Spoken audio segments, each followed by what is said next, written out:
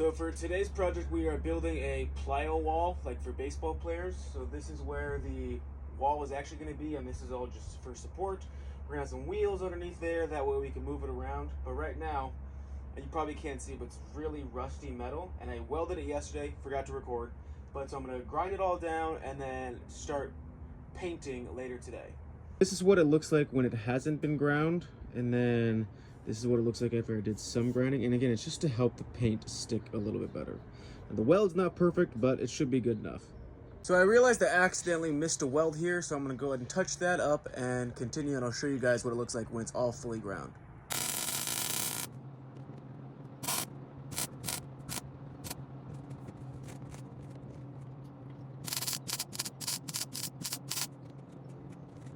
Here's the weld. Could be better, could be worse. Again, not a welder, but I mean, it should be good enough. And then I'll go ahead and grind the rest of this down.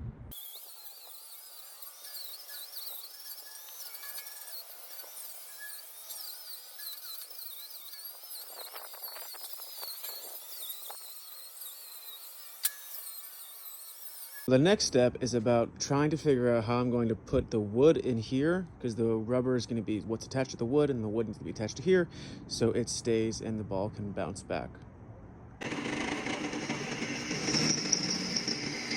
Okay, so I just got done machining some of these, and then what I'm going to do is to put these along the sides of the metal, like top, bottom, all the way across. I have 12, and that way I can carriage bolt the wood.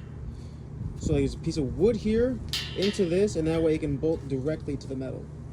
All right, so as you can see, we got the wood. This is the back side. I still don't have any screws in yet, but I'm using carriage bolts, and I'm gonna use some liquid nails just in the back for some wood support. Again, I don't know if it's gonna work, but I figure why not? Just give it a try. Put that into position now. It's all ground, ready to go, and I found some random brown paint, so let's get to painting.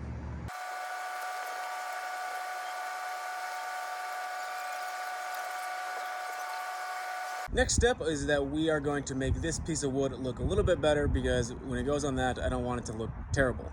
I got some old rubber that I have, and then I'm gonna cut that out into a square, put it on that, and then put that up there. So now that that's done, the last step is to put this up there and then bolt it on, but that looks heavy, but we're gonna try anyways.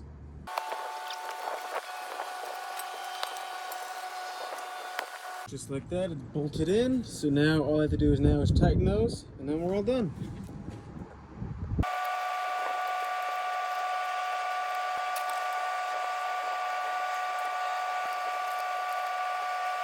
So this looks decently heavy, and it is. So you might be wondering, how are we gonna move it?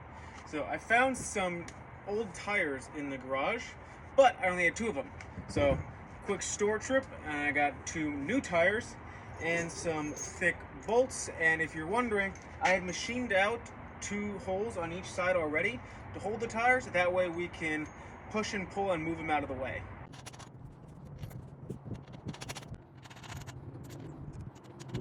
And so there it is, it's all done.